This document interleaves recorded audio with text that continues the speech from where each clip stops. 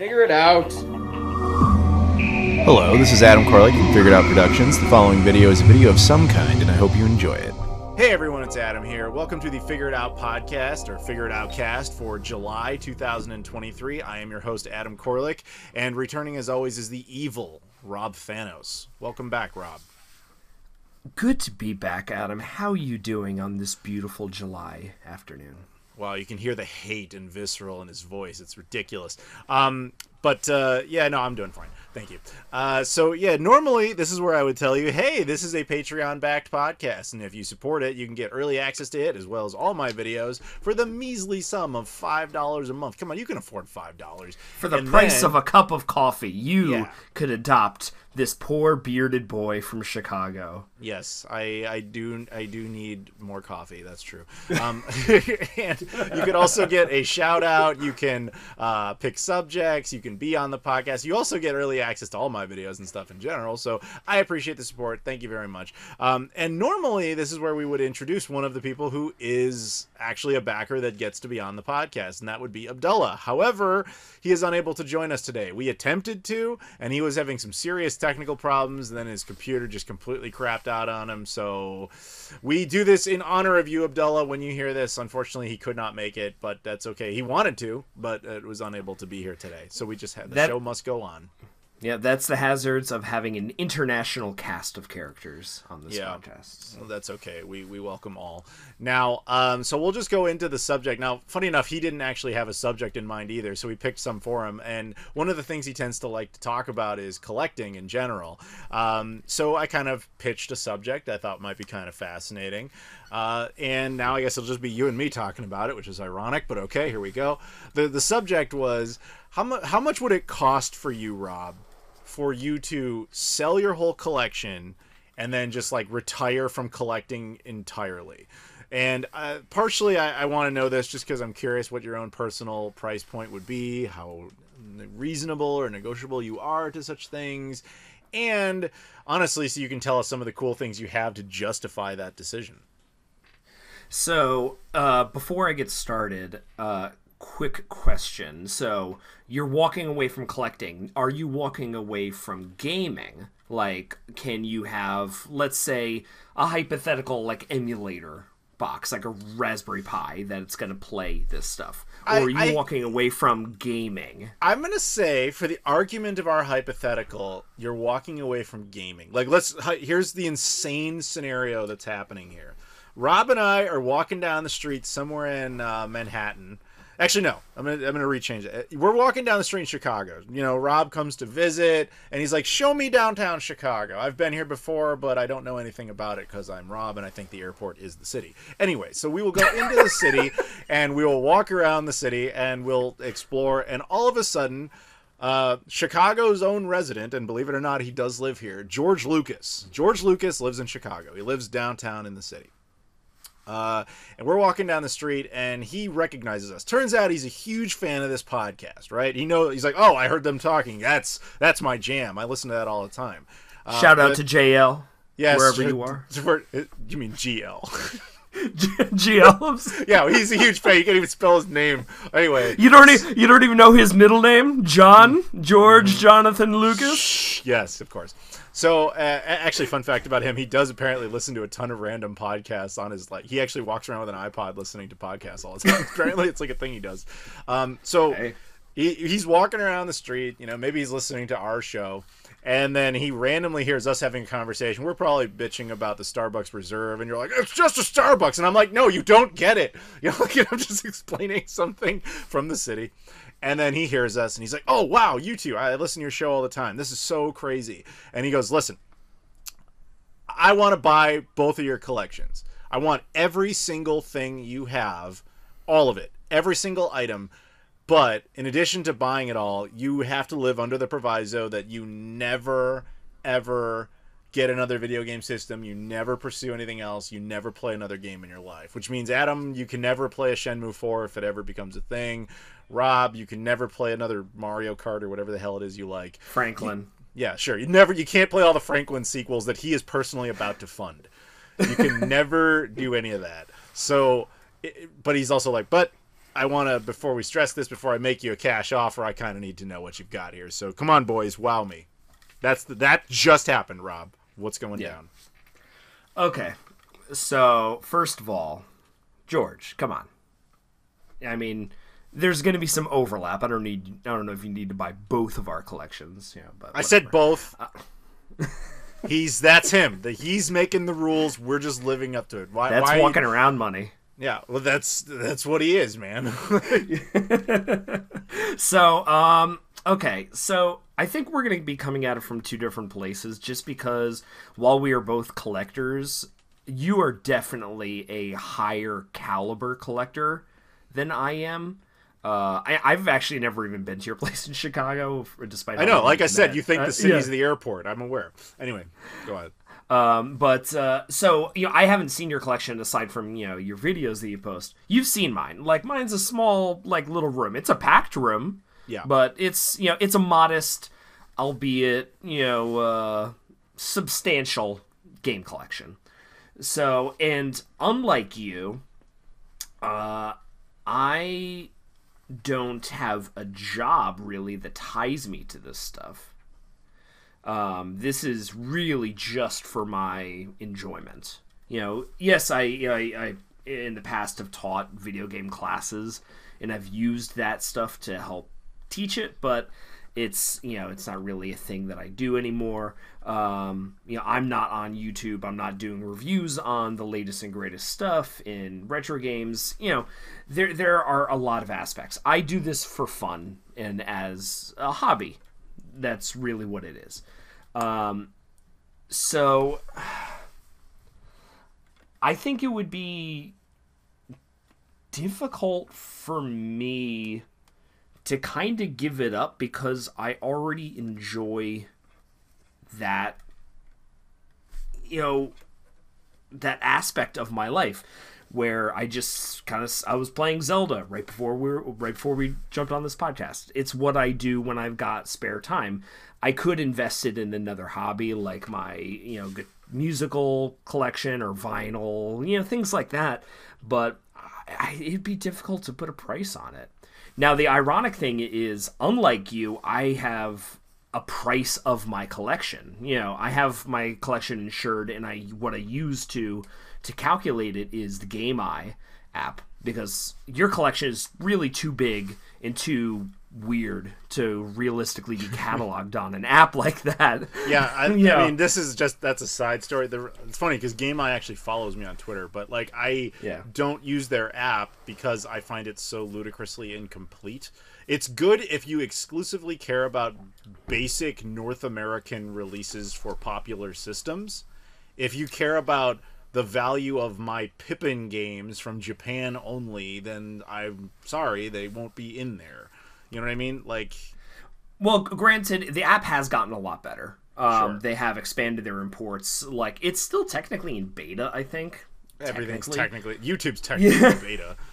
Yeah, but so they are consistently adding stuff. Since I cataloged my collection when I bought my house a couple years ago, and moved, it's expanded a lot more of the games. Games that I didn't have cataloged now have catalog numbers and prices and things like that. So it's basically maybe 98% of my collection is accurately represented and cataloged through this GameEye app. I have the number. I want you to continue that. I just want to tell everybody the side story of why I stopped using GameEye very quickly. I did install it. I was all for it. The first thing I tried to catalog actually was my PlayStation 2 stuff. Just based on the geography of the layout of my place, that was a good place to start. The first game I have for the PlayStation 2 alphabetically is a European exclusive game called Seven Sins. It's kind of like a Sims for adults game that only came out on PS2. And it never came out anywhere other than Europe. So I thought, okay, this is good. So I just scanned the SKU on the back, and it immediately had no record of it. I was like, well, this is a bad first start.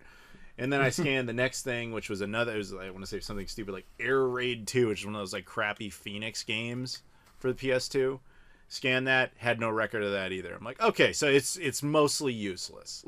Like I scanned 24, the American PS2 game based on the 24 TV. That showed up, and I was like, okay, so every time I scan an American one, it tends to show up, but in any other region, it's kind of useless. And I'm like, there's no point in doing this now, because if I'm like, oh, I want to judge my PS2 set, like half of it won't be listed. And then I have to remember to go back and periodically like redo everything, looking to fill all the holes. It's just not really worth the time, because I would just be doing a lot more work later. So, and then you can't judge condition versus how much you're really selling it for. But that's just a side thing. It's nice to have some sense of it. Maybe if I seriously was considering, outside of crazy scenarios of George Lucas personally handing us a blank check, I would maybe then do it. But I'm not in that position. Anyway, sorry. Continue your story. I mean, you would have to give, like, the number would have to be big enough that it's just like, oh, well, I just don't give a shit anymore. I'm just going to retire and, travel in Antarctica or some shit, because I can, because I'm fucking rich now. So, I don't know. It would probably be a 7 or 8 figure number. Just pick that number for me. Let's say 69,420,000. Yeah, that's a tad higher than I would have anticipated. I don't know. It's all really semantics. Okay. Yeah, because so basically, 69 million. So George says, "I'll give you 68 million." You tell him to go fuck himself. No, because he would look at the number that I gave him and he'd be like, "Oh, 69,420,000. Nice." I'm being serious. Like, he says 68 million as a response to that, and you say no. Listen, this man created Jar Jar Binks. He's going to laugh at the number 69 That's not million, that's not the question I have for you. Forget the joke. I'm being serious. He responds. He says $68 million. You say no.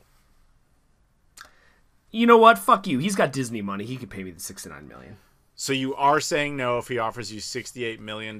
Yes, I am saying no. Okay, that's What's all I $1 want to million know. to that man? That's all I wanted to know. But okay, good to know. Tad unreasonable, but okay, good to know. I'm an unreasonable man in an unreasonable world. Apparently.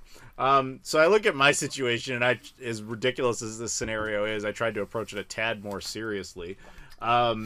So, as you point out, I probably have a far superior collection to what you actually have, and as we've gone at great length to discuss, superior, superior, nah. But I think you know that full well, especially if you ever come here one day. But as regards to content and all these things, I mean, dude, don't forget. Even though I don't own them, I am currently sitting on the Pluto and the Jaguar dental unit. They're just here in my place. Granted, they don't count because I'm not the owner of either, but I'm just saying, like, there's a lot of weird stuff here. Like the Divers 2000 Dreamcast, Hitachi GPS Saturn. I'm the only person known to have an Hitachi GPS Saturn with the screen. Did you know that? I still don't think that's superior, but... Well, of course you don't. It's like, oh wow, I can't really. All right, then let me say something. Guardian Heroes on this Hitachi GPS Saturn. Okay, then let me say something that will impress you. I have Franklin. Okay, I have Franklin on the game. I have Franklin. Yeah, but you have it for a lot more money than I got. That's not the point. So yeah, I have a lot more stuff than you do, basically, and like I have rooms dedicated to it. Complete Dreamcast collection, as worthless as it is. I have a complete Jaguar CD collection. I'm pretty close on, the N-Gage. I'm only one away, stuff like that. So we use full, complete set, etc. So it's hard for me to know because, again, as we said before, I didn't use GameEye in any real capacity, and I have no idea what any of that would really be worth. Because you have to remember, for everybody listening, I bought most of this stuff over the years where nobody ever cared. Like my Dreamcast set was completed, the global set was completed when truly the system was dead, and you were getting Mars Matrix for like $5 and they couldn't get rid of it. You know, a lot of stuff has been donated over the years, of course. A lot of stuff is like the Wii U, like was a trend that I was out in front of, and I was telling everybody there's old episodes of Playload where I'm like, hey, go get that because nobody cares about Wii U right now, and there's no way it stays that way forever. A lot of stuff I got as just the benefit of being in Japan at the right time, you know, like the GPS Saturn I was just talking about, etc. So there's a lot of things I got that I shouldn't realistically own just because they are worth far more than I ever paid for them. So, but for me, if one of the conditions is you have to sell it all, and you can never own any of that stuff again, which means I could never own a Dreamcast again. I could never play Shenmue again. I could never do any of that stuff. I could never do anything really associated with video games.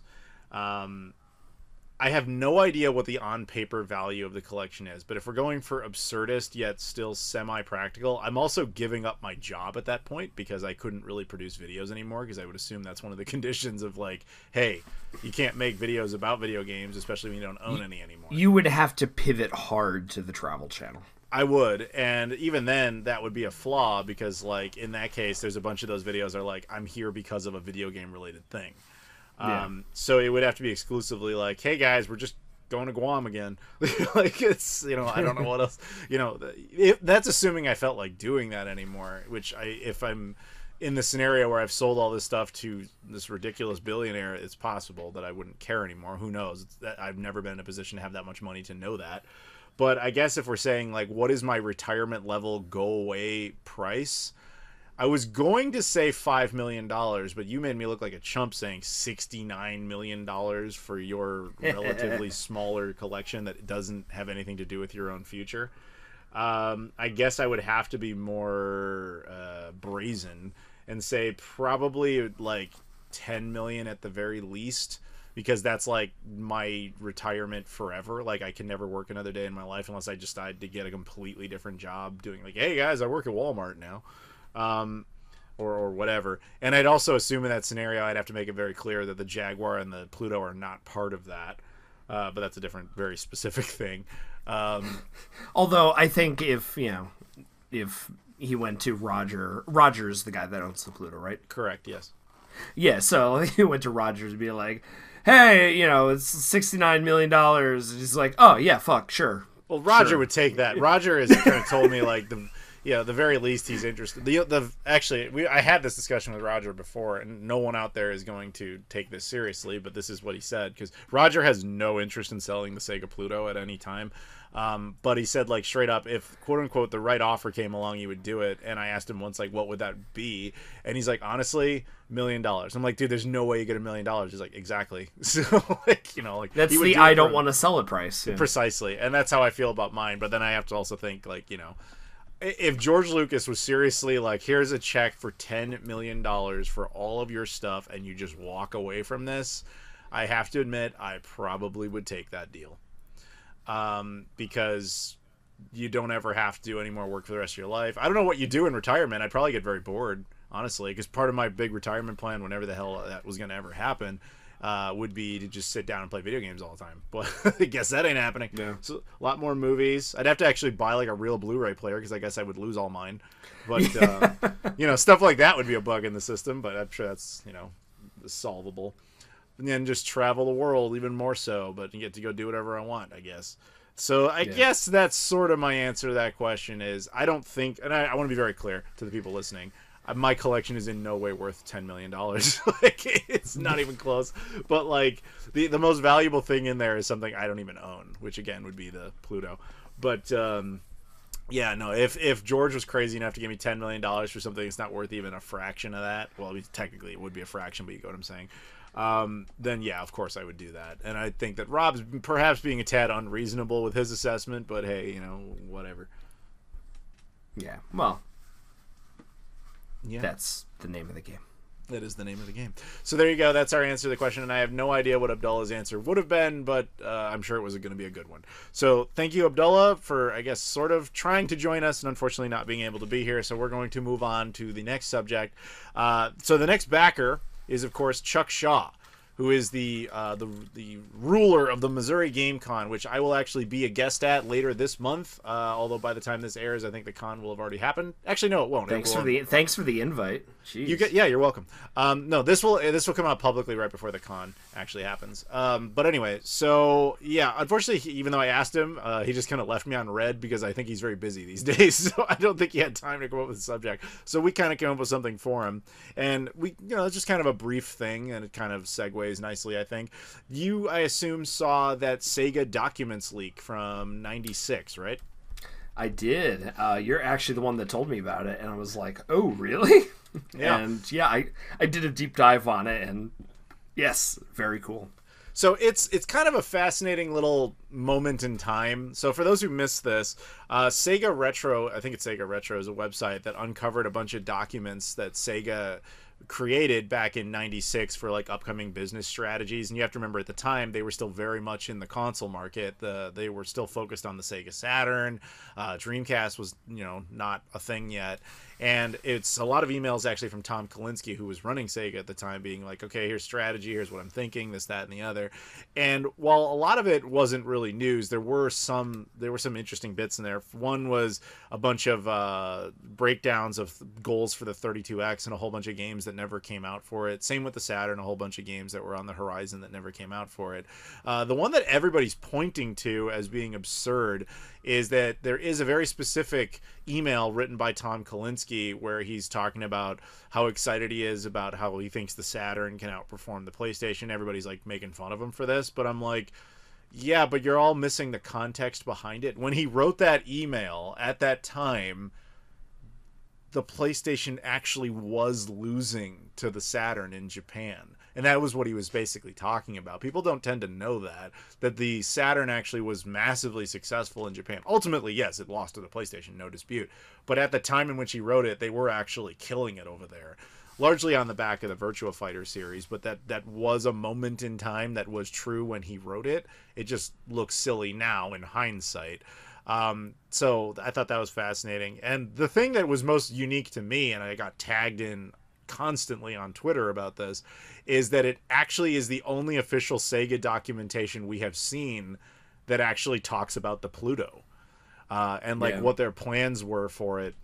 Because of this documentation, we actually now know what Sega's retail was. There wasn't a whole lot of information on the Pluto in there, at least that I saw, just that what they had a price point for it at. And apparently it was going to be $549.99 and would have come out in 1997. We had been speculating, because we had been hearing for a while it would have cost about $1,000 in '96. So our information had been wrong. So apparently now it would have been much cheaper. Obviously, $549 is a lot less, but a year later, and probably still the reason it wouldn't have come out, because adjusted for inflation, that would have been like $900 to $1,000 now anyway. Yeah, I mean, that's a difficult sell. I mean, obviously the Pluto did have some revolutionary things, like we discovered that there was a hard drive in there, and obviously the modem is like the big part, but you're realistically selling that for $250 more than the base price Saturn at launch. That's a big ask, because I mean, what was the Sega, was it the Netlink or the X-Band or something? Whatever. Yeah, the Netlink. The Netlink. What was that selling for? By itself. I don't know what that cost originally, but it was definitely a lot less. And I'm sure that was part of the logic, was like, do we really need this? But you have to keep in mind that we don't really know what the plan was for the Pluto. I've always been told, and it makes sense, that they were kind of thinking Sega Channel, but on the Saturn. So for those who don't remember Sega Channel, it's basically what Xbox Game Pass is, except much, much, much more rudimentary. So you could download like one game at a time, you could play it and then delete it and then replace it with something else. The hard drive that we found in the Pluto was big enough. I think it was an odd number. It was like 560 megabytes or something like that. Yeah. Not 512 as I think we thought it would be. That would have been enough for pretty much any one Saturn game at a time. Technically, there were some games that I think would have exceeded it. Any one of the double disc games would have, but you could have theoretically had any one disc at a time. in the vast majority of cases it would have fit.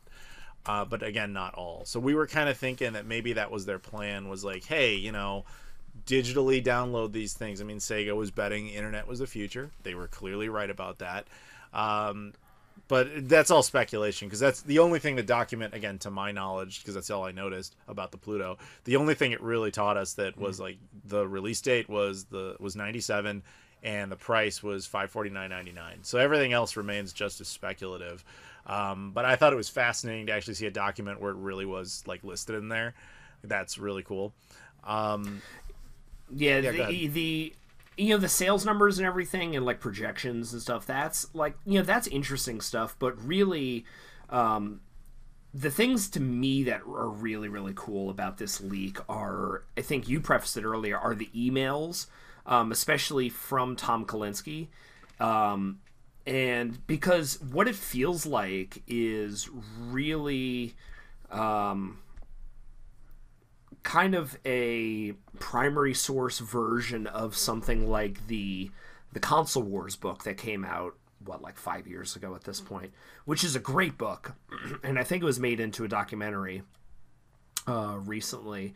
But this is basically all about Tom Kalinske's term as president of Sega of America, and kind of, you know, he's really the one, would you agree, that pushed Sega into relevancy in America with his Genesis marketing and strategies?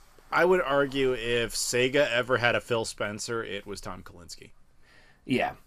And, you know, he was not a gamer. You know, he came over from, like, Mattel or something like that. You know, he was selling Cabbage Patch Kids or some shit. Yep.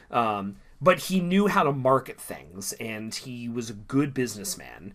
But at the same time, he was also kind of, I don't want to say, like, maybe boisterous about, like, he's very, very confident.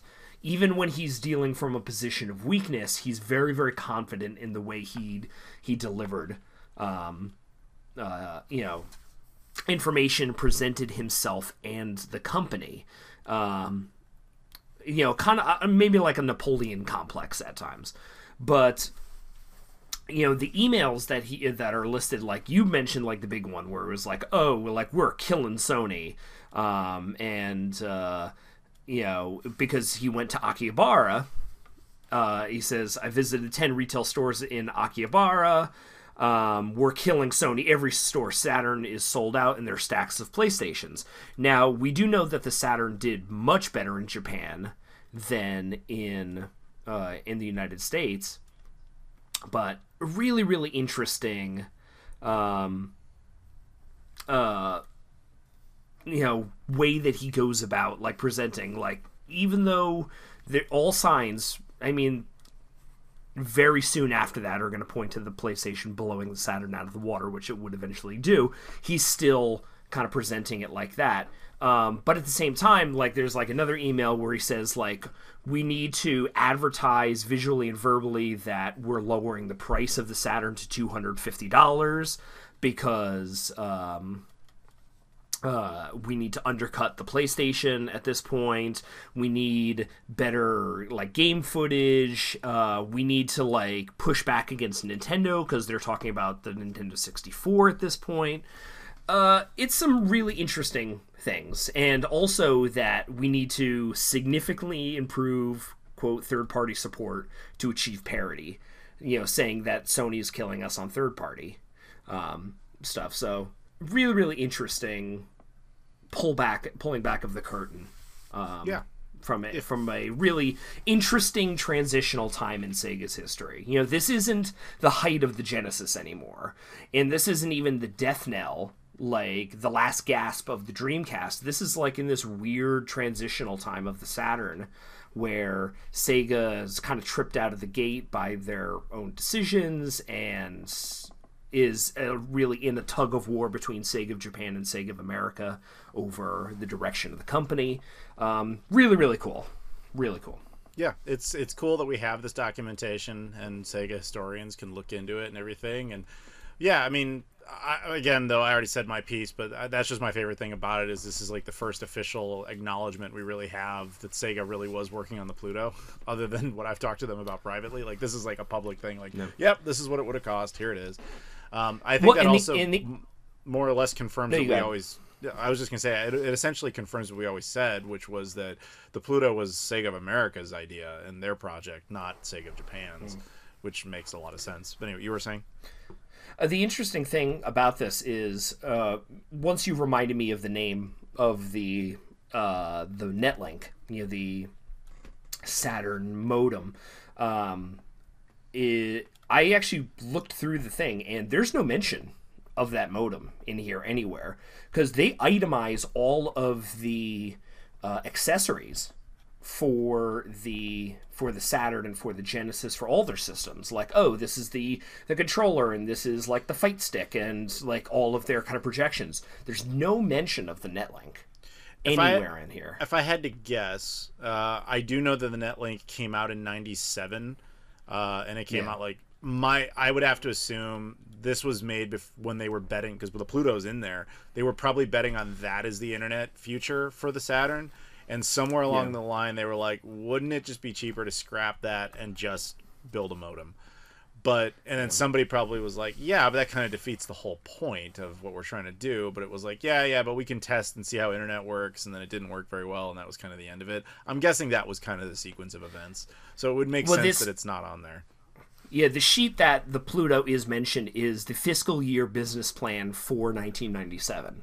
Yeah. So this is probably written in the 1996 fiscal year, projecting onto the next year. So the Pluto might have been dead by the time the printer ink was dry on this paper, realistically. It is possible. They were pivoting immediately to developing that standalone expansion that would work on any Saturn, which, to be fair, is the better model. They did have success with stuff like X-Band already at this point, but it is and it isn't. It depends on your goals. Now, if your goal was just to play online, say Xbox Live equivalency, then yes, absolutely. If your goal is to create Xbox Game Pass, then it's not, because there's no storage medium for anything to go on. So again, it depends on your goals. But ultimately, the history took the track that it did. Now, I'm going to sit here. I'm not going to lie. If Sega had released the Pluto, and they really had been like, okay, we're doing essentially Game Pass, but like 30 years earlier, or 25 years earlier, let's be real, it would not have worked. Nobody would have really bought that. There's no way that would have been successful. And even those who did, I'm sure they would have been like, wow, the game takes like a month to download because we have like 18.8K.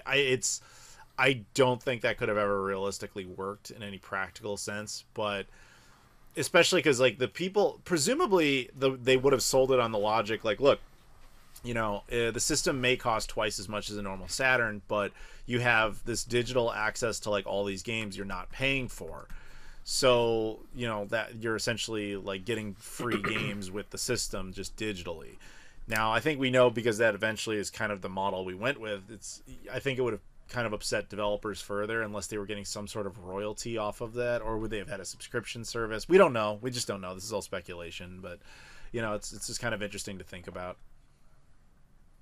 Yeah. Oh wait, there is more stuff from the Pluto. Oh, there is? There's... Hold on, I'm like looking through this thing right now, and it's... let's see. For Pluto, it sounds like Packard Bell will be signing an agreement this week. They've indicated their relationship with CompuServe is very beneficial one to them, and use them as the carrier. The Pluto would give us $24 of the bounty. For Saturn Internet Peripheral, I've met with 7 top access carriers and have proposals from each. We need to discuss the ownership of the browser. So they're talking for the Pluto. Okay, This is interesting. Okay, so from the discussions I've had with Frank, yada yada yada, has interest in controlling certain aspects of the browser for the Pluto, including the interface, which would include a relationship with a Yahoo-type search engine. So I think they were talking about like the Pluto having internet capabilities, kind of like a home computer, similar to the Dreamcast's, the Dreamcast web browser disk. See, like, that would make a lot of sense, because the OS on the Saturn, for anybody who's never seen it in person, the Pluto's OS is just a stock Saturn BIOS. It doesn't do anything. Like, we've never found a way to make the hard drive or the modem do anything. And I would assume, because the Pluto we have access to was just proof of concept, that it probably, the version we've got anyway, they just never built the OS software for it. And odds are in the final version there would have been a completely different BIOS, because we even dumped the BIOS, and last time I heard anything about it, there was nothing special in there. It was just like the same stock BIOS that was in like the Model 2 Saturn. So that actually would make a lot of sense, that they were working on a custom BIOS to put in that thing, while meanwhile the hardware division is like, look, the hardware works, we'll prove that. So that's fascinating, unless there is some sort of Pluto disk out there that actually makes it do something else, but we certainly don't have that. Yeah, this is just really fascinating, these emails. Like, I'm reading one right now talking about brand confusion from consumers and retailers of the Game Gear versus the Nomad. They're like, people aren't buying Game Gears because the Nomad's out. They think the Nomad's replacing the Game Gear. We need to, like, really, really interesting. This is such a cool fucking leak. Yeah, it is cool that happens, especially for all of us, like I said, Sega nerds who just like are interested in the history of it. And it's funny too, because I cannot tell you, like, I did my Sega Nomad, I did a Sega Nomad video not that long ago for like rare variants and stuff, and I said basically what you just said, which was that there was brand confusion over that, and that people all thought the Nomad was the successor, and people in the comments argued with me. They're like, it was. I'm like, no, it wasn't. That was. And now you have like this documented proof being like, no, that's not, it's not supposed to have ever been it. It was just kind of a, we want to make a little bit more money off the Genesis before it's completely irrelevant. It was never meant to be the handheld successor to the Game Gear, which there never was. Although that was apparently in the pipeline. The documents might actually mention that somewhere, for all we know. But it is fascinating. It's I mean, I think maybe there's like, you can post the link to this PDF in the description of the video. That's fine. Description of the video for people to like. I highly recommend just like doom scroll through this thing, because there is so much cool stuff. Lots of talk about Nintendo, lots of talk about Sony. There's PowerPoint presentations scanned in here, where they're like, yeah, this is like consumer research reviews, and like, oh, this is so cool. Like, so, it's a real amazing living document. Yeah. So to wrap this up and to tie both of these two subjects together, because thinking back here, like, what's probably the most valuable thing in the collection from a historic standpoint that I own? Not just a rare copy of a game, since I don't own the Pluto and I don't own the Jaguar dental unit. Probably the rarest thing I own technically is actually some Sega archive stuff. Now, this is not a secret to everybody listening. I've shown this in videos, and only a few people cared, but here's what I've got. So if you ever look, and I'm Rob, and you can be the visual like guinea pig for this. If you look over at your boxed Game Gear games or your boxed Genesis games or whatever you have, they all consist of artwork, right? Yeah. So back in the day when they were writing these emails, there was no great form of digitization of any sort of artwork. So what they would actually do is, when they design the artwork, they would imprint it onto basically little film cells that you kind of think of as being put into a projector. And that's how they would archive them and just keep them that way. So they'd be, technically they have no resolution. So when you need to get the asset back to re-release the game or whatever you need it for, you have the original asset just sitting there. So as the story goes, and I pieced this together based on the person who sent me this, as well as a buddy of mine who works at Sega. Towards the end, when the Dreamcast was ending and Sega was getting out of the hardware business, Sega of San Francisco, so Sega of America at the time, basically decided, okay, we're done, we're changing everything. And they have this big archive room that's full of a ton of stuff, right? And I guess somebody made the decision it was okay to just start taking stuff out of there and just get rid of it. And before that decision changed. But in that interim phase, somebody took a binder full of those film cells. And those film cells were sent to me a couple of years ago. Now, I talked to a guy at Sega about this, and because I sent him a photo of one of the film cells, and I was like, can you explain to me what this is? And he was like, it just told me what I told you about how it's meant for archiving. He said that we made about 1,200 of them, and about 200 of them remain missing. We've managed to track down all the others. And I was like, well, I just got a binder full of about 200 of these. So I'm actually sitting on the like original art assets for a lot of stuff. Like I have the original art asset for Aladdin for the Genesis, like the box art. I have it. I have art access for Sega CD and 32X games that never came out. Alternate versions of artwork. There's a bunch of Game Gear artwork. A lot of random photos in there. I don't know if you ever look up, if you Google like Sonic and Mega Man, you'll see this kind of very 80s, 90s design of those characters shaking hands. I own that. I own the original copy of that. And so I talked to people at Sega about that, and I was like, do you want them back? And they're like, well, I mean, we would love to scan them and digitize them so we have the originals, but we don't consider them our property. As far as we're concerned, they're yours. You own them, but we would love to digitize it. That has not happened yet, simply because they have not prioritized it within the budget to get me over to do that. So let's put it that way. As in, I'm not saying they owe me money. Don't misunderstand that. Like they haven't. Hey, I would do it if they booked me on a flight and brought me somewhere and was like, yeah, scan whatever you want. They haven't cared enough to do that. So maybe I can push on that, and maybe that'll be the case. But like, don't worry, everybody listening. Those things are safe. But I think it is funny that we have just kind of combining those two stories about what's your collection, what's special in there, versus also random 90s Sega moments. So let's move on, shall we? Yep. The next thing is very simple here. We have a round of shout-outs. All the following people are Patreon backers, and they are at the tier in which they get a shout-out. We've got Luis Bonilla, Loke, Michael Kelly, Tim Inman, and Trey Wagner. Once again, that is Luis Bonilla, Loke, Michael Kelly, Tim Inman, and Trey Wagner. Thank you so much for your support. And as always, if you guys could back this, back the podcast, back my Patreon, I really appreciate it. It keeps the channel going. And we're back. Hey, Joseph, welcome back. How you doing? I'm doing all right for the most part. Just, work is work and all that nice fun stuff. Thanks for having me back, though. Well, thanks for being back. You're the only one of us who never has technical problems. That's always appreciated. So, that is very true. Yeah, I know, right? He's always ready to go. So what we're going to do here, in this situation, Joseph gets to pick a subject, though he did not have one specifically, but I do know what the man likes to talk about. And we also have backer Spencer Puryear, who gets to pick a subject. And he wanted us to talk a lot about, now that Breath of the Wild is out and Tears of the Kingdom are out, and, Zelda stuff, obviously, for the two people in the audience that somehow don't know what that is. Since those are out, what is the future of the Zelda series? And I kind of thought, let's be a little bit more general. If you guys were listening, if you have an astute viewer out there, not too long ago, we did a podcast that was pretty much all about, like, what is the current state of Xbox and all the stuff they're doing. We thought it might be kind of fun to kind of do a similar discussion, but for Nintendo specifically.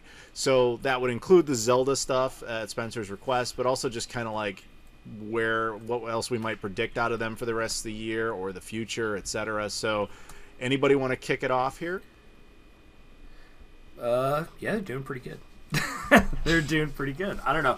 I can't speak very objectively about this because I've lost the past month of my life to Tears of the Kingdom. I was playing Tears of the Kingdom before recording the podcast, and then reported the first part, went back and played Tears of the Kingdom, and now I'm recording the second part, and then I will play more Tears of the Kingdom later tonight. This is my life now. So it's fair to say you're somewhat of a fan. No, the game sucks.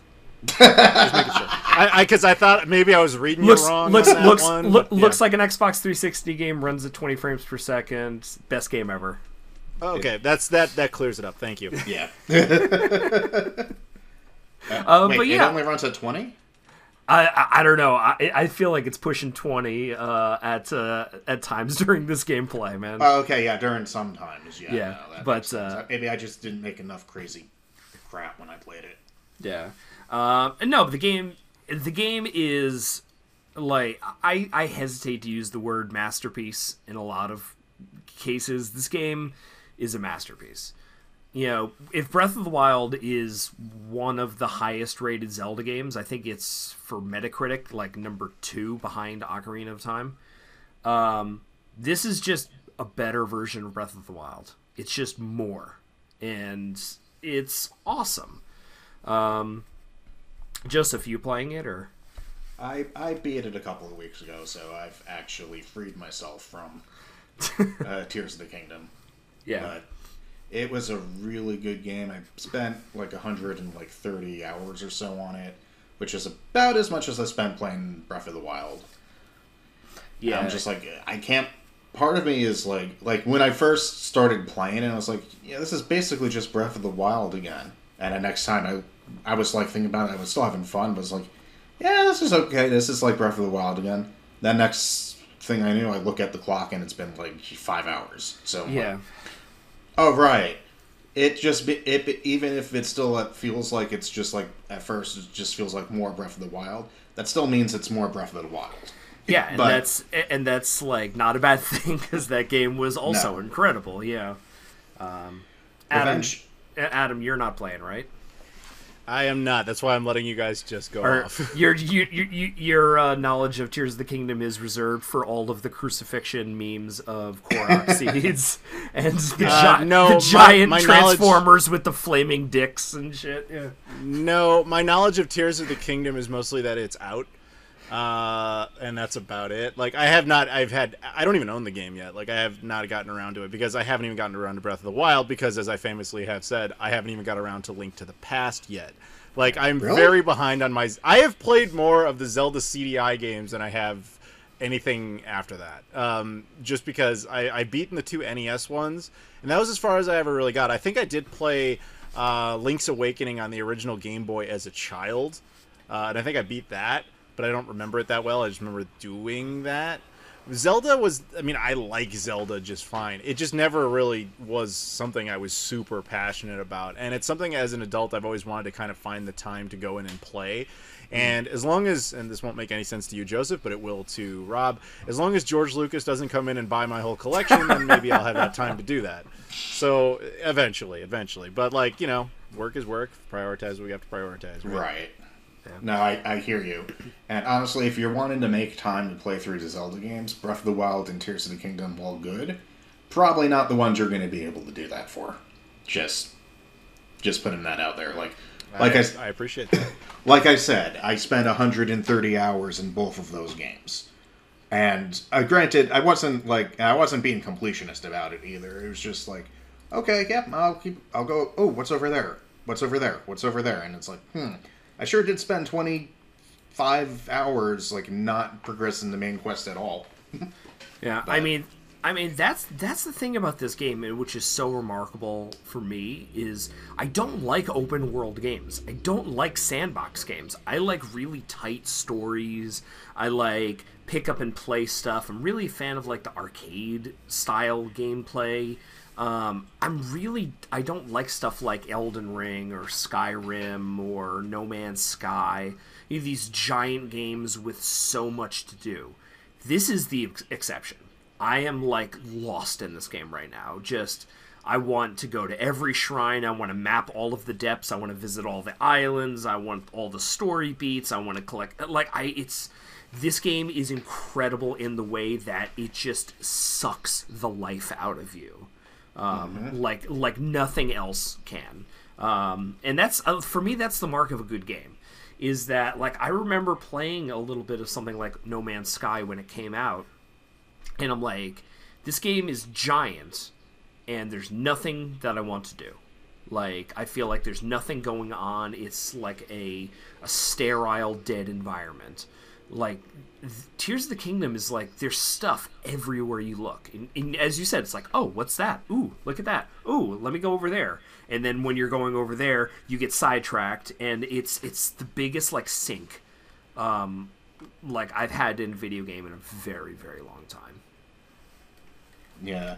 I do have to say, I am very glad that I didn't try doing a second playthrough of Breath of the Wild before I got Tears of the Kingdom. Yes. I'm sure that would have made me just be like, okay, no, enough of this. So I'm glad I had that entire Switch's lifespan break, basically. Yeah, between the two. Yeah. I mean, I did a... I don't know why I found that so funny. I just really did. Sorry. I don't know. It's like, you know, I agree. Like, Adam, in the future, I would not play the games back-to-back because they are similar. It's using the same map. It's just really expanding upon it and then giving you more sandbox tools. But, yeah, I did a second playthrough of Breath of the Wild, I think during COVID lockdown.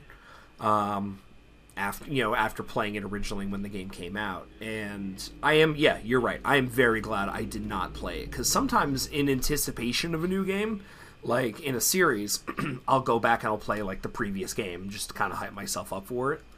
I'm very glad that I did not do that with this. Because it would have felt samey. But but I think to Spencer's point, when he posed this question, is the state of Zelda.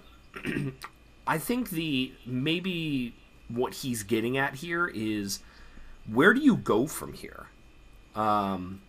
It would seem to many like a giant step backwards to go back to a traditional, 2D or even traditional 3D Zelda game, a la something like A Link to the Past or Link's Awakening, or something like, Ocarina of Time or Wind Waker, because, this game is so revolutionary in what it does and how it expands upon like something like the original Zelda game and its theory of how it goes about game design. Like, how do you go back to an original Zelda game? And granted, it's like, if it does stay with this open world style, are we only going to get Zeldas once every 10 years now, or once every 7 years? I mean, because these games take a long time to make, and this one in particular was reusing the exact same map, the same engine as the first one. To be fair, the Debs was basically added an entirely second map to it. Yes. Which they wouldn't have been able to do if they actually made a different map. Yes. I will throw out there may be a stopgap there. Towards the end of the Switch's life, I can imagine very easily one of Nintendo's last big moves is to take, I forget which ones they are off the top of my head, but there was two Wii U edition Zelda games that I think it was like Wind Waker HD and there's the Twilight Princess. Right. I could easily see them doing some sort of Zelda collection towards the end of, that's just a stopgap though. It doesn't answer your question, but it does at least say like, okay, this will kind of hold over people who either didn't play it on the Wii U, which is very probable, or it goes back to what I've been saying in my predictions video and what I would kind of hark on in this as we continue, which is I would bet Nintendo heavily on the GameCube as the quote-unquote future of the Switch, at least this year and a little bit beyond. Which is the Switch is not our future. The GameCube is. But that's a different discussion. Hey, but I'm just saying, to the focus on Zelda specifically, I'm not claiming that would happen this year, but I would say possibly within the last like relevant year of the Switch's lifespan, I could easily see them doing a Zelda collection of those two games because it would be a relatively easy conversion over to the Switch. Yeah. I mean that is what Nintendo has done in the interim between Breath of the Wild and Tears of the Kingdom. They've done re-releases, remasters. They did Skyward Sword HD. They did Link's Awakening. Link's Awakening was like a full remake, but a full remake. But it is you are using a game that's already existed. You're not creating a story. You're not having to draw up art assets from nothing. And when it's a remake or a remaster of a game that already exists, you don't have it feels like a step back problem because it's an older game. Yeah. But, like, case in point, I think the last 2D Zelda game that was released was, I think, Link Between Worlds. Sounds about right. On the 3DS.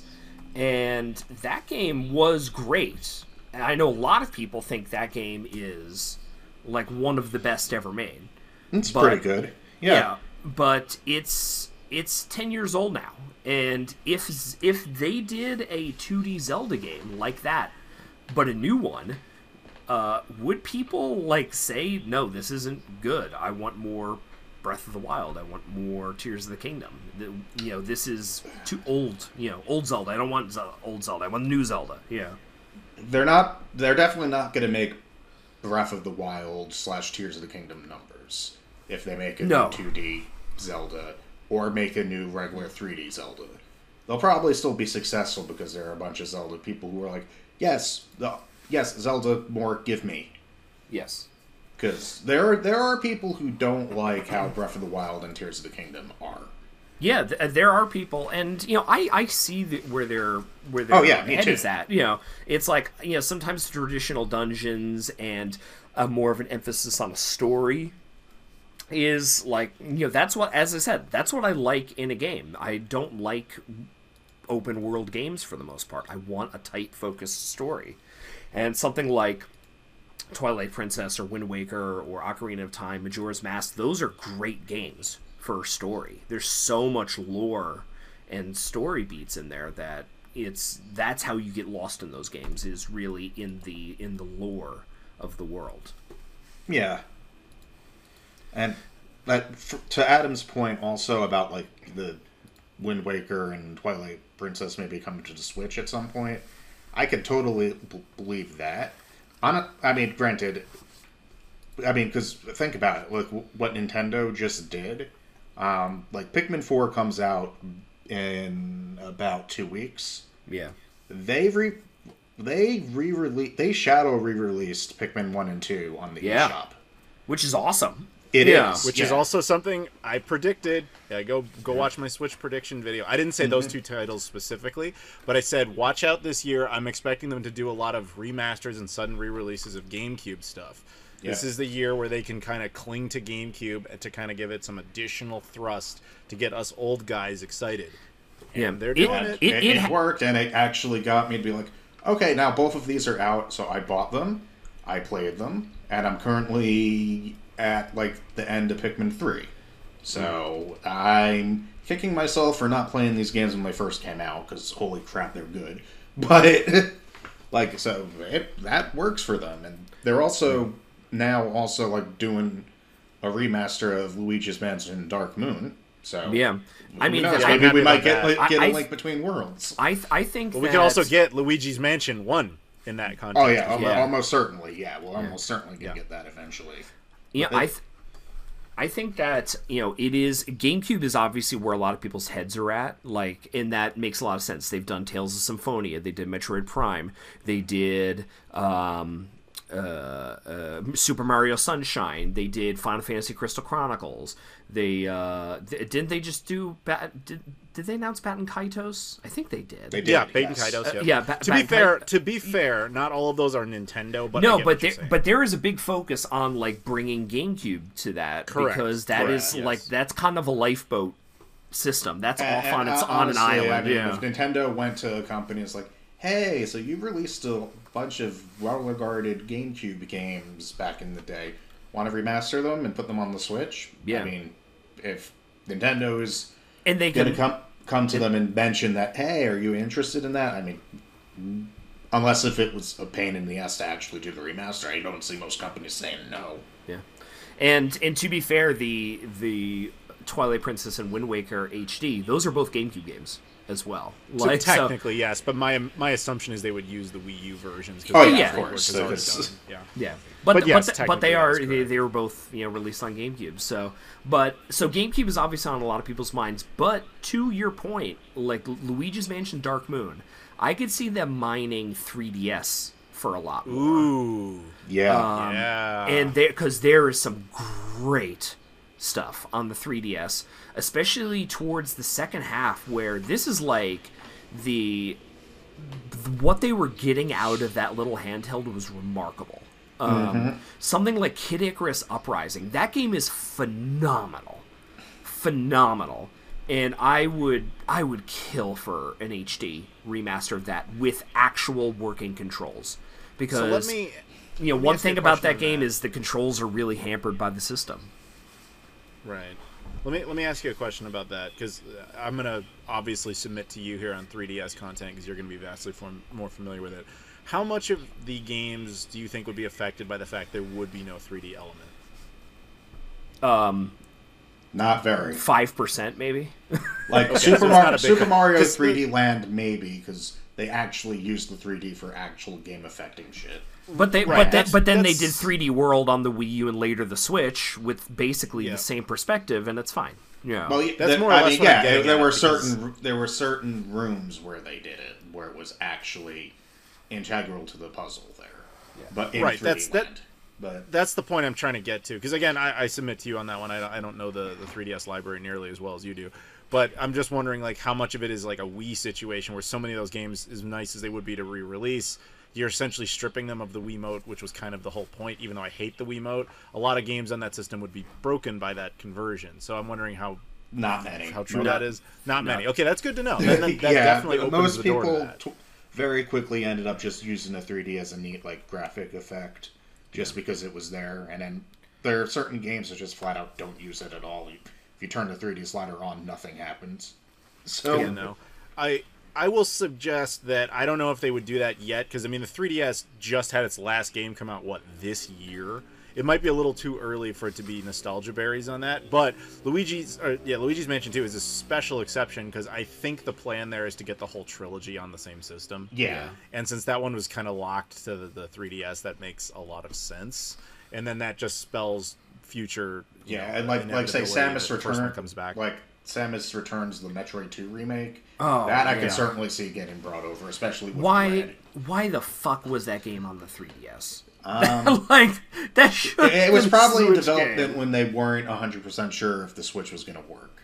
Is what happened. Yeah, like they were really hedging their bets. That came out like the first year of the Switch. Yeah, that got announced the same day as Metroid Prime 4, the same E3. Yeah, you got to remember, just to give some context to people listening, you have to remember, even though the Switch now is on path to be the most successful video game system ever created, I mean, it's probably going to beat out the PS2 eventually. When it first launched, there was a lot of reason to believe that system was going to flop hard. And you don't have to just take it from naysayers on the internet. I mean, developers didn't support it. It only had 5 games at launch, and like 3 of them were by Nintendo. One of them was Activision with Skylanders, and I think Ubisoft with Just Dance. And the other 3 were all... No, 2 of them were Nintendo. Konami Breath of the Wild. Yeah, Konami did Bomberman. Yeah. And so Nintendo did 2. They did 40% of the launch library themselves. And then 2 of them were just easy conversions from Wii U editions. So, and the Bomberman was the only one that was a little kind of an outlier there. But... yeah, it obviously ended up being successful, which is great for it. So it's easy to see why Nintendo would have been like, let's have some safe bets on 3DS because we might need that revenue stream. And then what happens with production cycles is like, okay, the game's kind of done, we were moving on, and everybody kind of forgets to like maybe go back and do something with it.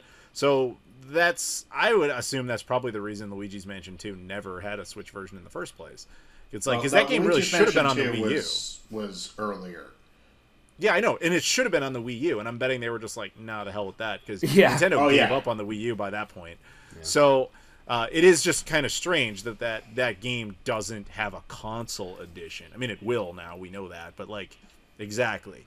So I guess what I would sort of say to shift things here, it sounds like we have an understanding of where we think Zelda stuff might go, theoretically. Maybe not necessarily in terms of gameplay mechanics, but at least a stopgap plan. I would assume, if you want to talk about Zelda specifically, I would bet there probably isn't another mainline one until the next system. Potentially. Yeah, for sure. Easily. Right. Okay. So the launch system, and I think the last Zelda game you get on Switch is a conversion from the Wii U stuff, unless they surprise us with some sort of other like, hey, we decided to bring the CDI games over, which no, they didn't. You know what I'm saying? Unless it's just some bizarre thing that we didn't see coming. Even if they decide next time that like, yeah, let's make a mainline Zelda sort of like the other 3D story ones. There's no reason why we can't make these and also make Breath of the Wild style games. Yeah. Those still will take too long unless they've been in works for a while. Which that and. You'd also have the better hardware. I mean, you were kind of joking, but at the beginning, but saying like, oh, it kind of looks like an Xbox 360 game running at 20 FPS, which is a limitation of the Switch itself. Yeah. The hardware being it was anemic when it was announced, much less came out, much less now. Yeah. So it makes sense that you would upgrade it and then you'd have better toys to play. So essentially imagine that game, not necessarily the engine, but like the whole mechanics of it and everything done on a brand new engine that's, only 10 years out of date instead of 20. But to that point, though, about technical limitations of the Switch, I'm sure we're all blue in the face of talking about why the Switch Pro is not happening. But yes, I mean, realistically, I think with this past Nintendo Direct, which at the time of recording was 2 weeks ago, I think they did. I believe yeah, so, that sounds about right. And the games that they announced or teased, I would be shocked if we heard anything about a Switch 2 or Nintendo's next generation console before the end of next year. I agree. I'm actually leaning towards where you guys are saying now. I would have said we'll probably hear about it like either early next year or closer to early next year after the holidays. After playing Breath of the Wild and seeing how stable that thing actually ran for me, Tears of the Kingdom, yeah. I no longer believe that the Switch is as close to end of life as I thought it was beforehand. Yeah. I think it's the proof is really in the pudding, where with the games that they announced, that in I think it was early 2022, so a year and a half ago, Nintendo president Furukawa said that the Switch is halfway through its life cycle, which it launched in 2017, so 18, 19, 20, 21. So I think it's looking that we could see Switch games. Now, maybe not as the only exclusive console that Nintendo has. I think we could see Switch games for another 3 years. At least. Yeah.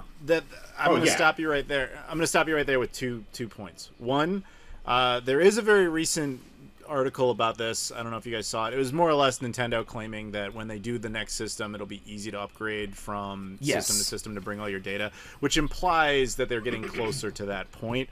Now, to your second point there about it being 3 years specifically, I would like to throw out and say that could be a technicality in the sense that the Xbox 360 had games until 2018. And the Wii U had games until 2020. Yeah.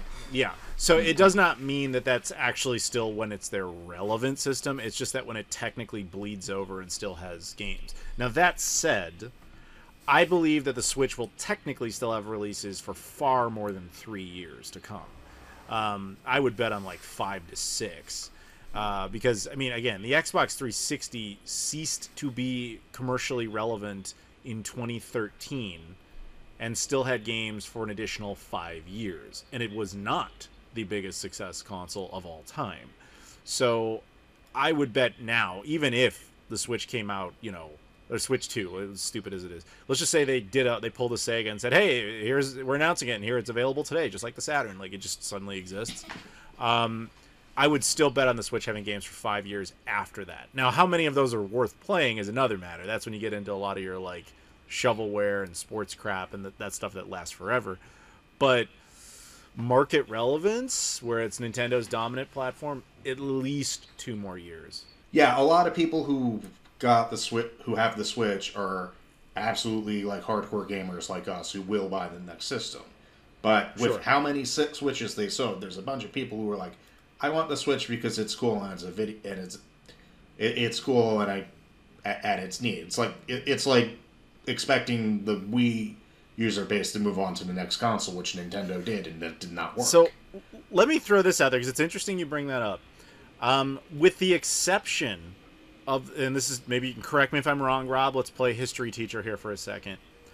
Every console in history that's ever been like a mega juggernaut success, usually the successor does not do well. And I'll cite a few examples. You just mentioned, of course, the Wii was the last time, other than the Switch, that Nintendo had a 100 million plus unit system.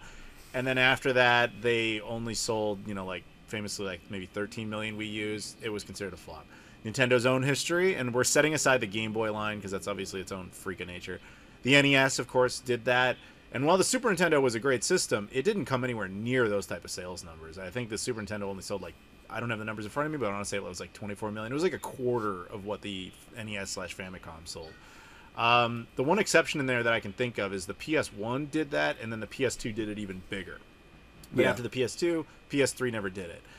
If you look at Sega, the closest they ever got to that, which they, to be fair, never did, the Genesis/Mega Drive, let's just say the 32X, the Sega CD, and the Saturn did not achieve those numbers. Mm-hmm. And it's a little too early to say on the PS5, you know, in regards to its sequelization of the PS4, which was a success. And you look at the Xbox line, the first one did not do well. 360 did. Xbox One did not. It eventually. I mean, it did well. It limped eventually to it, only due to the fact that it's like around forever, and Microsoft kept like, all right, if the Xbox One had been made by like any company anyone not else. called, yes, if it had been made by anyone not called Microsoft, they would have given up on it. So let's keep it real there. And the Xbox Series X, as fun as it is, I don't think is a big hit for self-cannibalistic practices that they put into it. I think they announced like yesterday or something that they've sold like 21 million Series consoles. Right. God, which is worse than I thought it would have been. That is not a great number. So, and that's not awful, but that's currently like less than the N64 sold in its lifetime. So it's nothing impressive for what is, you know, to be fair to them, it has only been 3 years, not quite. And COVID kind of screwed everything up too. Yeah, there's a lot of X factors, pun. But at the same time, like, you know, okay, and I don't know what the PS5 numbers are. My point is, traditionally... PS5's at 36 million, I think. So this entire generation is just so much of an outlier that it... Yeah. Right now, this is a bad generation. We've been over that extensively, but let's focus on this though. So my point is that traditionally, and this obviously won't always apply, but traditionally when you have a console that is a mega juggernaut success, usually the successor to it doesn't do as well. The one exception in that did better was the PS1 to PS2. I don't think there are any other examples. No, yeah, and let's be real, that is 100% because the PS2 coincided with the DVD boom and had a DVD player. People don't like it. Was not the PS2 fans, itself that did it. Yeah, PS2 fans really don't like to hear that, but there is a lot of truth to it. That a lot of the reason people bought PS2s in bulk was DVD playback, which was absolutely huge at the time. Hence, Sony tried to pull that rabbit out of the hat again with the PS3 and Blu-ray, but they didn't get as far with it. So they might have been able to do that if they hadn't like made the PS3's architecture so weird that it basically, like, even though it was definitely more powerful than the 360 versions of the games ran better. Yeah, I mean, Sony's strategy with the PS3, I think we've talked about to death, but, like, they basically set themselves up. If everything went just right, they would be kings of the castle. But if anything went wrong, they completely fall on their face, which is what happened. But that's a different discussion. So my point is, whenever the next success, if Nintendo reaches pinnacle with the Switch, they hold on to it until it beats the PS2's numbers, which is what I think is maybe not necessarily officially the strategy, but they can't be unaware of it. If that's baked into the math, that's great for them. It does make me wonder if whatever comes after it is just like, you have just too many people that own Nintendo hardware that go, I'll wait, because I already own a Nintendo, you know, as generic as that sounds. And they're like, yeah, I'll wait, you know, and then you don't. Part of the reason, honestly, that the Switch did so well was there was so many people that were unaware of the existence of the Wii U. They were just like, I stuck onto my Wii forever. Oh, there's a new Nintendo? Because nobody knew what the damn Wii U was. We're the freaks that knew what it was. You guys have to remember that. It makes me wonder if I'm the freak who bought happens. it after it was known that it was 100% going to be a failure. But it was like, you know what? I like Smash. I like Mario. I like Zelda. I like all this other stuff that Nintendo has. I'll go ahead and just buy the Wii U at this point. Sure. That's what I did, basically, you know. I was not a day one adopter of the Wii U. I was, but yeah, I did videos on it. But that's a different story. I'm not. By the way, for anybody listening who's like, "Wait, are you saying the next system will fail?" No, I'm simply saying that historically, that's usually what happens, and I'm wondering if they're going to buck that trend like Sony did, or if they're going to fall into the same trap that they themselves fell into just a generation ago. So to piggyback off of that theory, and I agree 100%. I think if you're looking for part of the reasoning behind the sophomore slump, as it were, Sure. after a successful console, Nintendo in general, at least as far as I could tell, when they do have a very successful console, you're talking Game Boy, NES, Wii, Switch, like a DS console. Those consoles are their tentpole releases. Those are their big successful consoles. What they do is for their follow-ups generally, and this is something that I'm really hoping for, because I think what the Switch brings is why one of the reasons why it's so successful is that instead of innovating and creating something radically new or trying to reinvent the wheel or do something kind of crazy innovative, they iterate. They do a Super Nintendo after their Nintendo. They do a Game Boy Color or Game Boy Advance after their Game Boy. A Wii U after their Wii. A 3DS after their DS. Which gives me hope that instead of Nintendo saying, we need to do something fucking crazy and that's never been seen before, we got to bring like VR augmented reality, like holodeck technology, for our next generation console, they're going to look at the Switch and see, we've sold, as of right now, about 120 million of these consoles. We are runaway winners of this console generation. We've got to do a Super Nintendo Switch. We have to do a Switch, a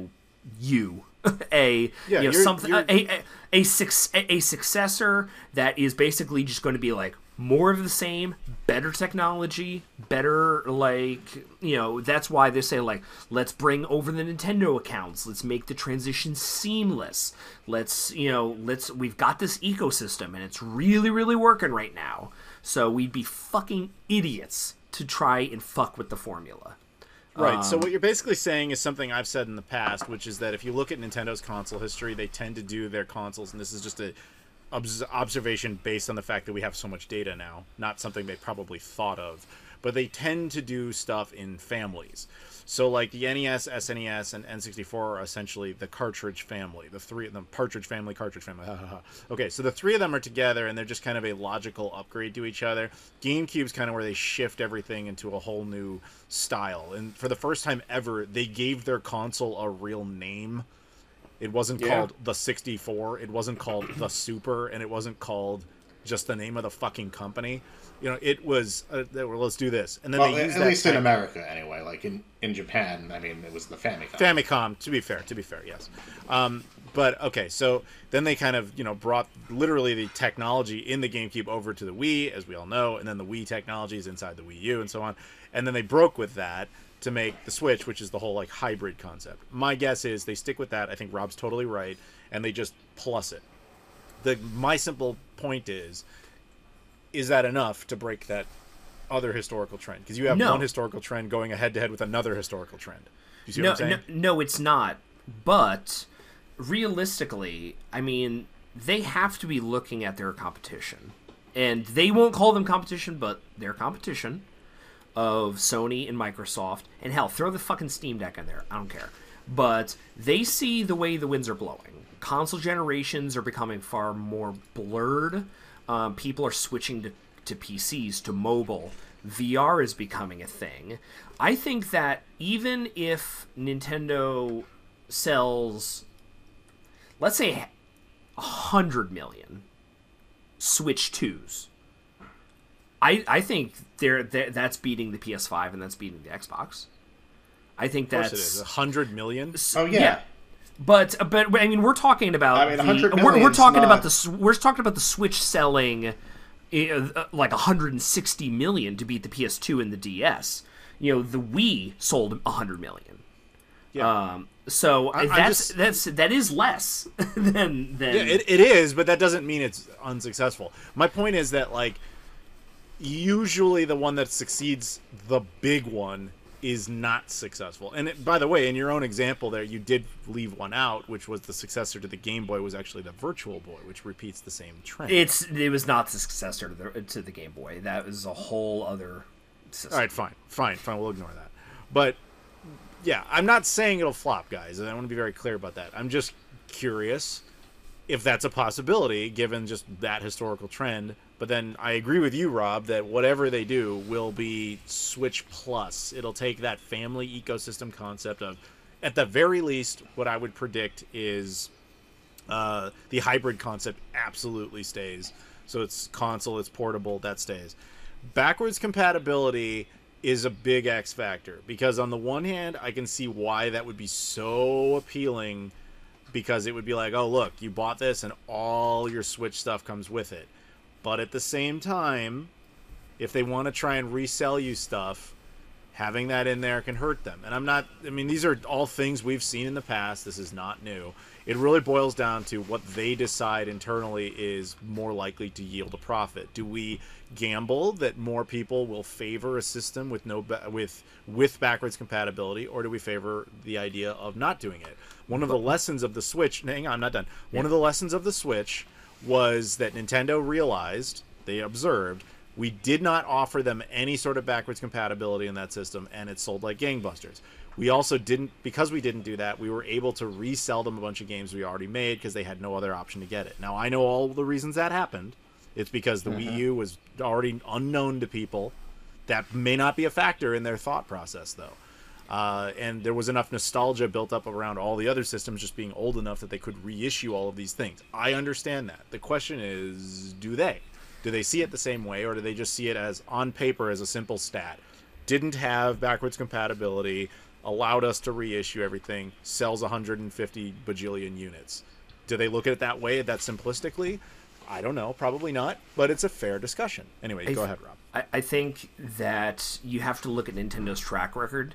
And after their, let's say, their tentpole successes, NES, Wii, Game Boy, DS, and Switch, after every single one of those, with the exception of the Super Nintendo, their successors have been backwards compatible. Every single one of them. Yeah, and the only reason the Super Nintendo wasn't is because they couldn't make it cheap enough to do so. They tried. So I think their track record says, yes, it'll be backwards compatible. I hope it is. I really do. I think it would be a mistake not to, but yeah, but I see what you're saying. Like, you know, it makes, like, hey, if we're going to be re-releasing now Switch games on the Switch 2, you know, people are going to buy them more if there's no option to play the original cartridge. But this is also the same company that has released Twilight Princess on 3 consecutive console generations. So it's they do both in some cases. Yeah. Can you repeat what you said before, that there was always backwards compatibility except for the Super Nintendo? Is that what you said? So and N64. So no, that's what I mean. That's not true at all. No, like what I'm saying is after your big successful consoles. Oh, I see what you're saying. It has to be the yes. Right. What do we define as successful? 100 million units? Yeah. Well, the NES is what, 80 million, something like that. I thought it was 100 million, but I could be wrong. I don't have the numbers in front. Yeah. It's not just successful; it's the 60, super 60 Omega million. successful ones we're talking about. NES is 60 million units. So every home console that they've had above that. Actually, every system that and above, their successors have been backwards compatible. Okay, then that's also an interesting historical trend that will be interesting to see if they repeat it or not. So, yeah, I don't think any of us are making, like, firm predictions, aside from the fact that I think they'll continue to do more GameCube stuff this year. And I also think, as I've said in that video, and I've said many times, I think it's too early to truly speculate on that kind of thing with Nintendo. But if we must entertain this notion, I think that we all kind of have come to a consensus here about what we think they may be doing in a few years, which I think is another part of it. I think we all think it's a few years away. So yeah, is there any other thoughts on this? Anybody? Can't wait for the new Super Mario game. Right. That's the Super Mario Wonder. That game looks fucking. Oh yeah. It's coming out the same day as the new Sonic game too. Yeah. The new 2D Sonic game and the new 2D Mario game are coming out on the same day. Apparently. Now that's what I want. I want Nintendo and Sega to go head to head in marketing, and with the new Sonic saying like, "Why are you playing this trippy, stupid Mario game? Like Sonic's where it's at." Yeah. Actually, I like that concept, not for what you're talking about, though. I would love to see, like, I think we actually talked about this once before, about a Sonic and Mario, like a Nintendo and Sega crossover game, like a crossover event game. Do you guys remember this? Yes. And in that, how awesome it would be to have marketing just like that, where Sonic's, like, upset and saying, like, oh, why would you want Nintendo? It's, like, for wusses. And then Mario comes out and says something, like, they have a fight, and then they get, like, interlocked into the same universe, kind of stupid thing. Like, I think that would be fun, just expose that sort of nostalgia and make an entire game out of it. But that's an entirely different discussion that we kind of already had once. Yeah, and that would also be a solely American nostalgia thing, like in Japan. Yeah, like no they one wouldn't cared care about the Mega Drive, or maybe some people did, but it was like they do care about Sonic. That's to be true. fair. It's just that, but they never had the whole Sonic versus Mario.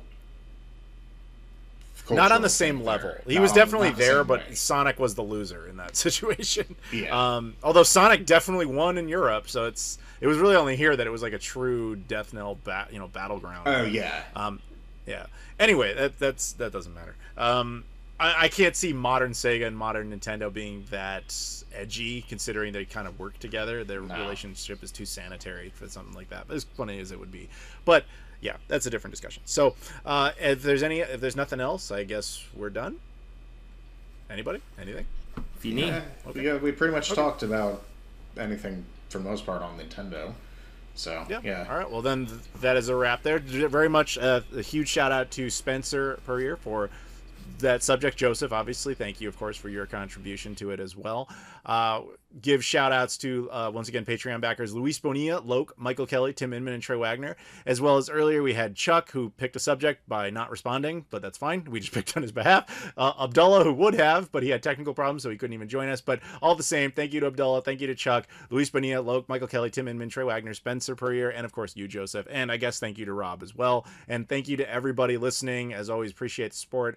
If you are not a Patreon backer, also appreciate the support over there. Head over, support this podcast, support the main channel, get early access to videos, shout outs, subjects. You can even be on here, of course, if you want to. We can arrange all that sort of stuff. So thank you very much for watching, and we'll see you all later.